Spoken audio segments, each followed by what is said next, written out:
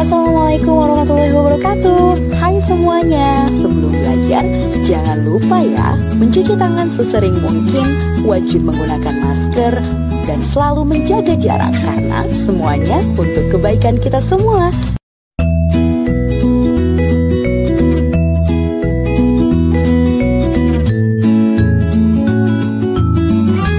Assalamualaikum warahmatullahi wabarakatuh. Ketemu lagi sama Ibu. Semoga kalian dalam keadaan sehat walafiat semuanya. Mari kita berdoa bersama-sama. Semoga pandemik ini segera berakhir biar kalian bisa kembali lagi ke sekolah untuk belajar secara tatap muka, gitu ya. Tapi apapun kondisinya, setidaknya kalian harus tetap bersyukur karena kalian masih dalam keadaan sehat walafiat, tidak kekurangan satu apapun. Oke, untuk mempersingkat waktu, mari kita lanjut ke pembahasan saja. Dalam minggu ini, kita akan mempelajari tentang teks ulasan sebuah karya. Sebelumnya, Ibu akan jelaskan dulu kompetensi dasarnya, yaitu mengidentifikasi informasi pada teks ulasan tentang kualitas karya, baik itu film, cerpen, novel, puisi, karya seni daerah, yang dibaca ataupun yang diperdengarkan. Nah, untuk materi pembelajarannya yaitu tentang ciri-ciri teks ulasan sebuah karya.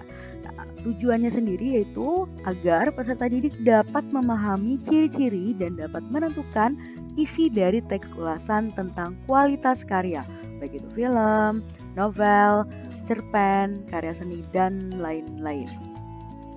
Sebelumnya, Ibu akan jelaskan dulu apa pengertian dari teks ulasan sebuah karya.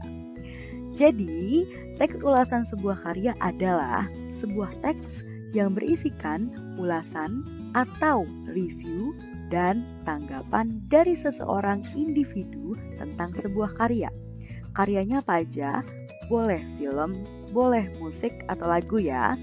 Boleh juga novel, boleh cerpen, drama, buku cetak yang kalian lagi pegang, itu pun bisa kalian tuliskan ulasannya ya. Kalau misalnya kalian ada yang masih bingung kayak gimana, ada yang masih inget gak waktu dulu sebelum pandemik, setiap hari Rabu kita pasti kumpul di lapangan pagi-pagi untuk membaca bersama, kegiatan redaton, dan setelah itu nanti ada perwakilan dari kakak kelas kalian atau dari teman-teman kalian maju ke depan untuk menceritakan, untuk mereview buku yang sudah mereka baca selama 1 minggu atau selama 1 bulan. Mereview di depan untuk membagikan kepada kalian semua apa yang sudah dia baca. Ya, biasanya dia menjelaskan isinya. Apa sih isi dari buku yang sudah dia baca? Apa sih pesan moral yang sudah didapatkan setelah membaca buku tersebut, setelah membaca novel tersebut. Ya, kita sekarang akan membuat teks seperti itu. Dimana kalian ketika sudah membaca buku, kalian sudah menonton film, atau kalian sudah mendengarkan lagu, kalian bisa membuat teks ulasannya, gitu ya. Tapi sebelum kita membuat teks ulasannya, kalian harus tahu dulu nih, ciri-cirinya apa saja dari teks ulasan sebuah karya. Nah, kalian bisa lihat di sini nih ya. Ini adalah salah satu contoh dari teks ulasan sebuah karya, di mana karyanya itu ini berupa film. Yang Ibu pilih ini adalah karyanya adalah film. Filmnya yang berjudul Laskar Pelangi. Nah, untuk teks ulasan sebuah karya, syaratnya sebenarnya ada 2. Cirinya itu sebenarnya ada 2. Harus ada ulasannya dan juga ada tanggapannya atau opini ya. Bu, jelas dong Bu, namanya juga teks ulasan, berarti ya emang harus ada ulasannya dulu. Apa sih ulasan itu? Jadi ulasan itu sebenarnya gini, cerita singkat atau sinopsis deh, cerita singkat dari sebuah karyanya. Kayak di sini kan ini karyanya film Laskar Pelangi ya. Otomatis ketika kalian atau si penulis ini membuat sebuah teks ulasan, harus menceritakan dulu film Laskar Pelangi itu film apa, siapa sutradaranya, siapa penulisnya, penulis skenarionya, siapa pemainnya, aktor-aktornya itu ada siapa aja. Minimalnya dijelaskan hal seperti itu. Ya, kalian bisa lihat di paragraf 1. Film Laskar Pelangi adalah sebuah adaptasi dari novel Andrea Hirata dengan judul yang sama. Film ini berlokasi di Belitung, Sumatera. Film ini diawali dengan tokoh Ikal dewasa yang diperankan oleh Lukman Sardi yang kembali ke tanah kelahirannya setelah merantau. Dia lalu flashback ke masa kecilnya dulu sewaktu di SD Muhammadiyah yang sederhana dengan 2 guru yang bersahaja, Bu Muslimah yang diperankan oleh Cut Mini dan Pak Harfan yang diperankan oleh Ikra Negara. Satu paragraf yang tadi sudah Ibu bacakan itu sudah cukup menggambarkan isi dari filmnya. Akan ketahuan bahwa di film ini akan menceritakan tentang apa. Ya, kurang lebih seperti itu. Harus buat ulasannya dulu. Minimalnya sebuah ulasan itu setidaknya 1 sampai dengan 2 paragraf. Selebihnya isinya adalah opini atau tanggapan. Ya, yang Ibu kotakan ini, kotak warna merah ini, dari sini sampai dengan ke sini, ini adalah ulasannya atau reviewnya dari film Laskar Pelangi. Lalu paragraf ini apa, Bu? Paragraf ini adalah tanggapan atau opini. Pasti kalian kalau misalnya setelah menonton film atau kalian baca buku, pasti ada di hati kalian ngerasa, buku ini tuh bagus banget, film ini tuh bagus banget. Tapi kalian harus jelaskan juga bagusnya bagian mananya. Kalaupun kurang bagusnya tuh bagian mananya. Ya, kalian bisa tuangkan di opini, bagian opini sama pendapat, opini atau pendapat, adanya di sini, paragraf terakhir. 1 paragraf terakhir atau 2 paragraf terakhir, biasanya letaknya di situ. Ya, Ibu bacakan dulu ya di sini. Skenarionya gak berbeda dibanding cerita di novel, dengan penambahan beberapa karakter guru yang tidak dituliskan oleh Andrea. 1 kalimat saja yang Ibu tadi sudah bacakan. Di sini penulis menjelaskan bahwa skenario yang ada di dalam sebuah film itu cukup berbeda dengan yang ada di novel. Karena di sini dijelaskan kalau di buku gurunya diceritakan cuma 2, Ibu Muslimah sama Pak Harfan. Sedangkan di dalam filmnya dijelaskan lagi ada guru-guru lain juga gitu ya. Terus dilanjutkan, sebuah hal wajar tentu saja. Memang ini film lawas keluaran 2008. Akan tetapi tidak ada ruginya menonton Laskar Pelangi berkali-kali karena film ini memang beda dan berani melawan arus utama sinema Indonesia.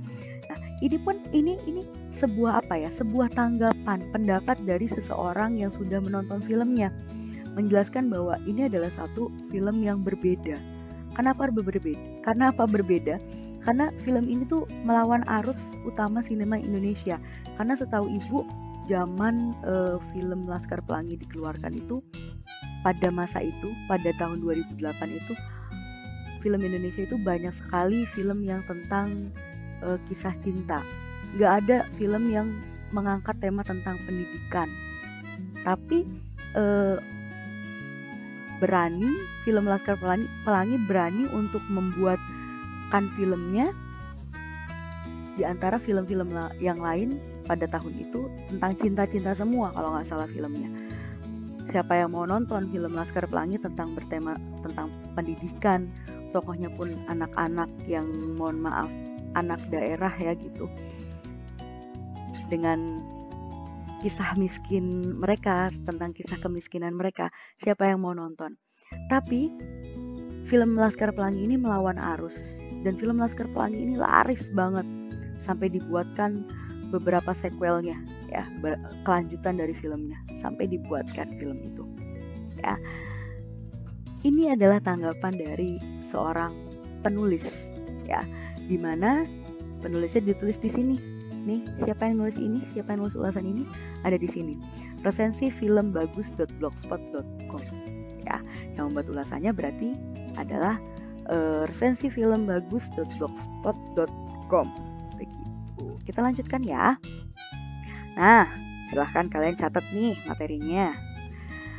Jadi untuk ciri-ciri dari teks ulasan sebuah karya itu ada 4 ya. Tadi kan Ibu udah jelasin, sebenarnya wajibnya cuma ada 2.